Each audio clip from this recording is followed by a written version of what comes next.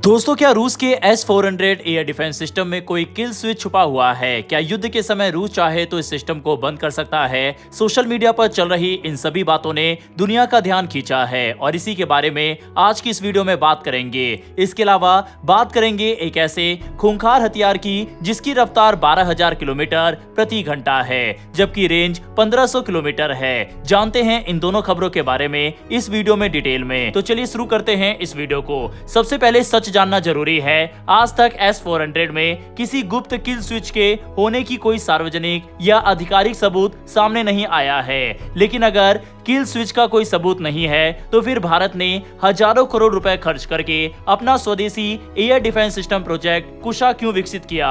क्या केवल S-400 पर्याप्त नहीं था या फिर इसके पीछे कोई और बड़ी रणनीतिक वजह छुपी है? दरअसल असल कहानी किल स्विच से भी ज्यादा महत्वपूर्ण है। आधुनिक हथियार सिर्फ मिसाइल और रडार नहीं होते, बल्कि उनका सबसे बड़ा हिस्सा उनका सॉफ्टवेयर होता है। जब कोई देश आपको अपना सबसे आधुनिक हथियार बेचता है तो वह आमतौर पर उसका पूरा सोर्स कोड या सॉफ्टवेयर पर पूर्ण नियंत्रण नहीं देता। इसका मतलब यह है कि भविष्य में अगर नए खतरे सामने आते हैं और सिस्टम में बड़े बदलाव या अपडेट की जरूरत पड़ती है तो आपको उसी निर्माता देश पर निर्भर रहना पड़ सकता है।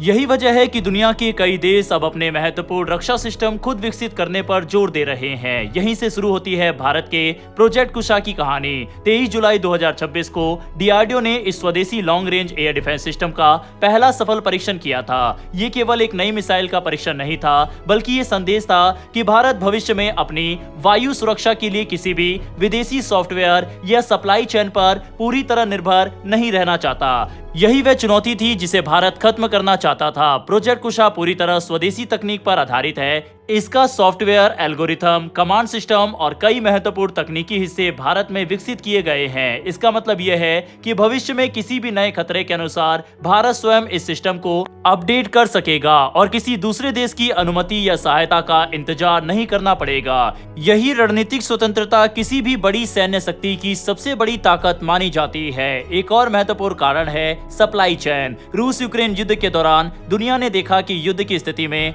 हथियारों की आपूर्ति कितनी प्रभावित हो सकती है। रूस को अपने ही सैन्य अभियान के लिए हथियारों और मिसाइलों की जरूरत पड़ गई, जिसका असर दूसरे देशों को होने वाली डिलीवरी पर भी पड़ा। ऐसे समय में अगर किसी देश के पास अपने हथियार और मिसाइलें बनाने की क्षमता नहीं हो तो युद्ध के दौरान उसे गंभीर मुश्किलों का सामना करना पड़ सकता है। इसीलिए भारत अब धीरे धीरे आयात पर निर्भरता कम करके घरेलू उत्पादन बढ़ाने की दिशा में काम कर रहा है। अब बात करते हैं कुशा की तकनीक की। ये केवल एक मिसाइल नहीं बल्कि एक पूरा एयर डिफेंस नेटवर्क है। इसमें अलग अलग दूरी तक मार करने वाली इंटरसेप्टर मिसाइलें शामिल होंगी। उपलब्ध जानकारी के अनुसार इसकी अलग अलग मिसाइलें लगभग 150 किलोमीटर, 250 किलोमीटर और 400 किलोमीटर तक के लक्ष्य को निशाना बनाने में सक्षम होंगी। इससे भारत को कम दूरी से लेकर लंबी दूरी तक आने वाले हवाई खतरों से सुरक्षा मिलेगी। इस सिस्टम की सबसे खास तकनीक है हिट टू किल। सामान्य एयर डिफेंस मिसाइलें लक्ष्य के पास जाकर विस्फोट करती है और उनके टुकड़े लक्ष्य को नुकसान पहुंचाते हैं, लेकिन हिट टू किल तकनीक में इंटरसेप्टर मिसाइल सीधे लक्ष्य से टकराकर उसे नष्ट करती है। इसमें विस्फोटक की बजाय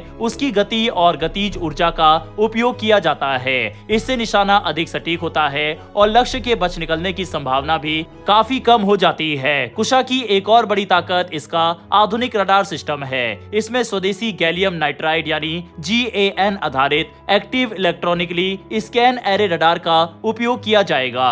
आधुनिक युद्ध में दुश्मन अक्सर रडार को जाम करने की कोशिश करता है, लेकिन नई पीढ़ी के ये रडार बहुत तेजी से अपनी फ्रीक्वेंसी बदल सकते हैं। इससे इलेक्ट्रॉनिक जैमिंग का प्रभाव काफी कम हो जाता है और लक्ष्य पर लगातार नजर बनाए रखना आसान हो जाता है।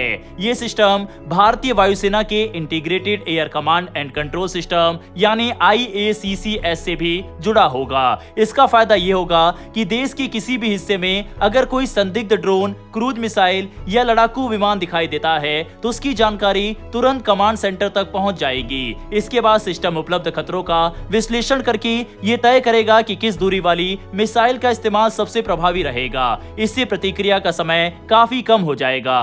कुशा को भविष्य के युद्धों को ध्यान में रखकर डिजाइन किया जा रहा है। आज केवल लड़ाकू विमान ही खतरा नहीं है, अब स्टेल्थ ड्रोन, क्रूज मिसाइलें, लंबी दूरी के हथियार और एक साथ बड़ी संख्या में किए जाने वाले ड्रोन हमले भी चुनौती बन चुके हैं। ऐसे में केवल एक मिसाइल सिस्टम पर्याप्त नहीं होता, इसीलिए भारत एक बहुस्तरीय एयर डिफेंस नेटवर्क विकसित कर रहा है, जिसमें अलग अलग दूरी और अलग अलग प्रकार के हथियार मिलकर काम करेंगे।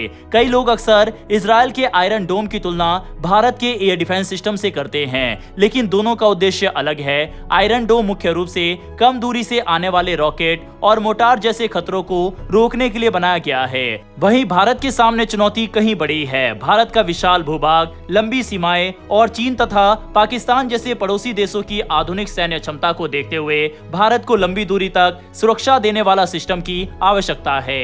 इसीलिए कुशा का विकास भारत की जरूरतों के अनुसार किया गया है। डिफेंस एक्सपर्ट्स के अनुसार भविष्य में कुशा भारत की बहुस्तरीय वायु रक्षा व्यवस्था का महत्वपूर्ण हिस्सा बन सकता है। इसके साथ बैलिस्टिक मिसाइल डिफेंस सिस्टम, आकाश एनजी, बराकेट और अन्य आधुनिक एयर डिफेंस सिस्टम मिलकर काम करेंगे। इसके अलावा भारत लेजर और माइक्रोवेव आधारित डायरेक्टेड एनर्जी हथियारों पर भी काम कर रहा है, जो भविष्य में ड्रोन झुंड जैसे नए खतरों से निपटने में मदद कर सकता है। खैर, बढ़ते हैं अगली खबर की तरफ। सोचिए, हिंद महासागर में दुश्मन का एक विशाल एयरक्राफ्ट कैरियर पूरी ताकत के साथ आगे बढ़ रहा है। उसके चारों ओर अत्याधुनिक रडार, मिसाइल डिफेंस सिस्टम और युद्धपोतों की सुरक्षा है, लेकिन अचानक हजारों किलोमीटर दूर से एक ऐसी मिसाइल उसकी ओर बढ़ती है जिसकी रफ्तार और उड़ान का रास्ता इतना अलग है कि दुश्मन के सबसे आधुनिक रडार भी उसे समय रहते नहीं रोक पाते। यही वजह है कि आज भारत के नए long range antiship hypersonic missile project की चर्चा दुनिया भर में हो रही है।